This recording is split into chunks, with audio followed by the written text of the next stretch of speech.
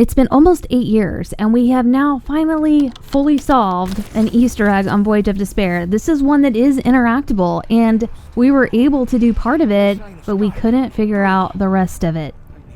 I kept seeing video after video on YouTube where they're saying this is not solved yet. This is partially solved. We have not completely figured it out.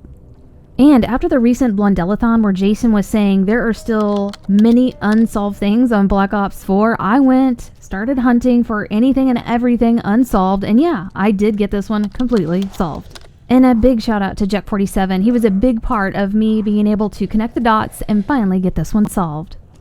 In addition to this, I'm going to show you guys another interactable type item that may or may not be a part of an Easter egg. Jason said there's still a pretty complicated interactable Easter egg still unsolved.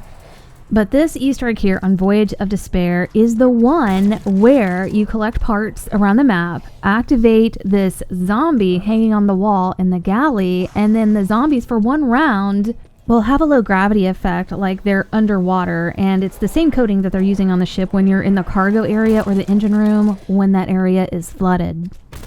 So I'll show you why this was unsolved and then show you the solve. It's very simple. Also, I noticed the steps that have been going around in the community are a bit wrong. I mean, it gets the job done, but it's overkill and you don't have to do some things that people are doing. So you have to go around the map and collect 3 items. The first is a crown way up high, and this is near the spawn. You just shoot that down. It's going to fall to a lower part of the ship, and then you have to shoot it a second time. It will land on this bench, and then you just pick it up, and you can use any kind of weapon to shoot it down. The next item is a mustache that you have to collect in the promenade starboard deck, and this is one step that people are getting wrong. I've seen guides where they say you have to use an explosive weapon on this fan to collect the mustache, and that's not true. What's actually happening is there is splash damage being shot all over this area, and it is triggering that mustache to fall. All you really have to do is be able to locate it in the vines and shoot it down with any weapon. It's going to fall to the ground, and then you just simply pick it up. The next item is in the engine room, and this is going to be a trident that you're going to be picking up. And same thing, people are saying you have to use explosive damage. Just fire something straight up and it will knock the trident down. But that also is not necessary. It does work though. The trident is actually up on this rafter right here, tucked inside of it. And if you back up to the Odin perk machine, you can actually see a bit of the shine on the trident, and you can use any kind of weapon to hit that, shoot that, and it will knock it down, and then you just pick it up. So the 3 items we picked up are called Seawalker Crown, Seawalker Beard, and Seawalker Trident. This is definitely a nod to Poseidon. But yeah, once you get all 3 items, head to the galley and then interact with this zombie on the wall. It's going to place all 3 items. And the name of this Easter egg is called Seawalkers. And also there's a mod tool, shout out to Jack47, where you can shoot objects that are entities to see their names. And they're also calling this floaters as well. So everything up until this point has already been solved. I'll show you the part that wasn't solved and why people thought and understood that it wasn't completely solved. Also, you can place these items on this zombie and get the floater Seawalker zombies on any round. Once you place the items, you're going to hear a zombie screaming noise. It almost sounds like they're underwater a little bit. And then the eyes are going to glow blue, letting you know that the next round, or if you've activated this fast enough before any zombies have spawned in on the same round, then it will activate those.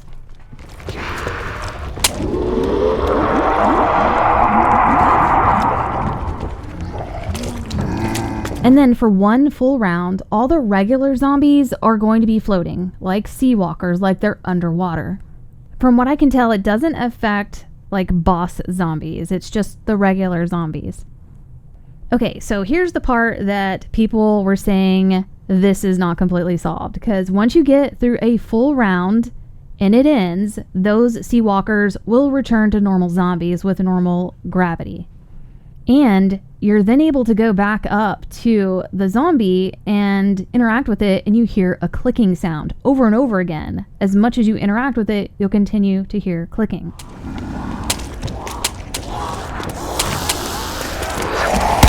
It's letting you know that it's interactable, but it's false firing. It's not activating. You're not getting that zombie scream noise. And the solve to this is all you have to do is advance another 9 rounds, and then you can interact with the zombie again. So just go 9 full rounds, come back to the zombie, interact with it. You're not going to get that false fire. You're going to get that screaming noise, letting you know that the Seawalkers are activated.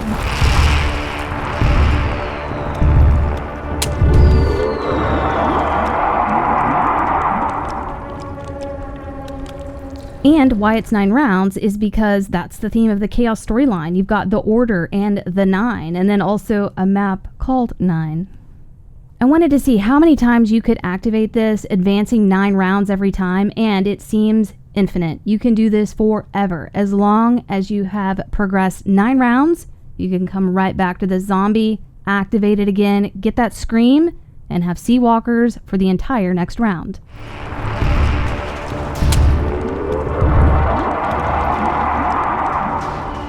I advanced the game 9 rounds, and every time I advanced 9 rounds, I activated it. So here I've activated it well over 10 times. I'm on around 138, and it's still going. So that's it. That is the solve. That is why people got a false fire, is because you just have to advance 9 rounds, and you can keep it going. It's like a free slow zombies every 9 rounds. So with this entity finder, I was going around shooting stuff on Voyage of Despair, and I did find some cool stuff, things that could be a potential Easter egg. I'll show you that. But first, I want to show you some dev secrets that this entity finder uncovered. There was an interview that Jason did with Dalek, with the Blundellathon, where he was talking about how the devs have these secret names for things that hopefully they remove before they make it into the game, and sometimes we find them. They were talking about the spork knife from Blood of the Dead and how we found the meatball reference from Shadows of Evil. a spork knife. Yes, this is the spork knife. There was the spork knife, I think was the full name, wasn't it? Yeah, that's right. We actually had a silly name we called it. I don't know if it actually got into the game. I mean, you tell me. Because we as a community are somehow we're very good at being able to find out the code names for certain objects or enemy types, and then that suddenly becomes yes. the thing.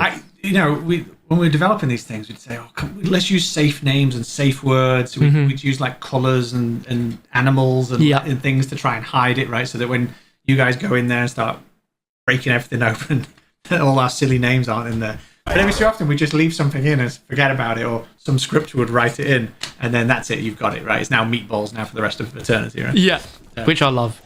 I love that. So there is one funny dev name that this entity finder uncovered on Voyage of Despair. Shout out to Jack for recognizing this, but this is involving the flying car Easter egg. This is where you collect 4 bones, put them into safes, and then it will build this skeleton inside of this car. I've done a full breakdown about who this skeleton is and what this car really was, and it really did come from the Titanic. So I won't go over all of that, but with the entity finder, if you shoot the car, it says Crenshaw's Sweet Ass Ride. In real life, this was a vehicle on the Titanic called a 1912 Renault Type CB Coupe de Ville. It was a one-of-a-kind custom vehicle, considered the most expensive vehicle in the world at the time. So you've got a highly custom, expensive vehicle, and then it says Crenshaw's Sweet Ass Ride. So what does that mean? Well, that is referring to an event in Los Angeles that's been going on for the last 50 years. So this car show is every first Sunday, and it's held along Crenshaw Boulevard in South Central Los Angeles. The event serves as a massive community ritual where enthusiasts gather primarily to showcase classic lowriders, immaculate Chevrolet Impalas, and vintage Cadillacs. On these days, the boulevard fills with music, spectators, local celebrities, and drivers show off their custom paint jobs, engraved chrome, and impressive hydraulics. So that's a nice homage to that event, and that is definitely what Jason is talking about with those silly names, and it just makes you wonder, like, what is some of the other stuff they've called things? I'll be going through and looking for stuff, and I'll make a video with the things I find. Okay, back to the entity finder. So an entity is something that has script in it. Instead of like static models that don't have script, this finds objects that do have script that can be interactable, anything Easter egg related or things that have to move. It doesn't necessarily mean it's an Easter egg, it just means that it has script associated with it. So if you go into the cargo area, there are multiple vehicles down there. I've showed you the flying car one. That's definitely a script. You shoot it and it shows information. There are 3 other vehicles that do this. When you shoot it with the entity finder, it says that they are destructibles. And I don't know what that means, but I noticed something interesting when I was shooting them and trying to destroy them. There are 3 vehicles where you can blow out the tires, shoot out the glass of the windows, but if you use explosive damage, it completely destroys the vehicle. So you can damage the vehicle, but then you can reach a state of complete destruction. And I've noticed there was a change in the vehicles. When I was just shooting out the glass and the tires, nothing was changing. But then I used explosive damage, and after shooting it a few times, it changed. The wheels became transparent through the box. Like, something about this item changed based on doing a ton of damage to it. There is script associated with these cars that if you do a certain amount of damage, they are completely and fully damaged. So you can do some, a little, and then a lot completely destroys them. And I don't know why we're seeing the tires through the box, but to me it just showed that the state of the object completely changed. I think seeing the tires through the box is a visual bug, and I'm not even sure if this is any kind of an Easter egg, but it's showing it's an entity, and it's showing that you do have to do a significant amount of damage to completely destroy it and change it. I don't know what the point of that would be. You could blow the tires and break the glass, but why explosive damage to fully destroy it? What is the point of that? You can't even really tell that you're completely destroying it other than the tires becoming visible through the box.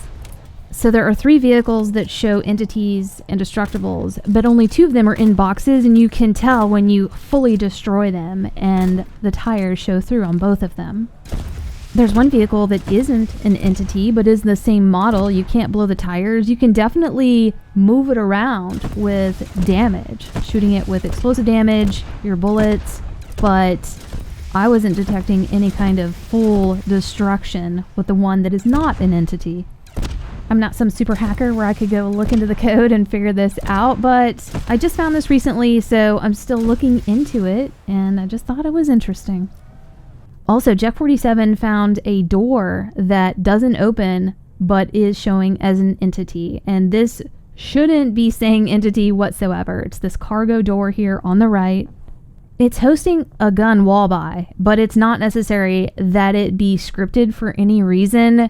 It's possible that this is a cut door. This door originally was going to open and go to somewhere, and we were going to do something. I no-clip through the door to see behind it, and it is definitely spacious. There's plenty of room to have done something back here, built more on, have another playable room, but I think this is evidence of a cut area. Here's another door on the ship that is hosting a gun wall buy, and it is not an entity, so it's not necessary that it have any kind of scripting to have a gun on it. But doors that do open, or can open, have scripting on it. Like you see here, you can shoot any door on the ship, and it is going to give you some kind of coding and tell you what it is. Even the secret room door shows as an entity, and like I said in my previous videos, we apparently, based on what a QA tester said, we're supposed to be able to get into this room. It was supposed to open when the power was turned on, but it was bugged and they never fixed it.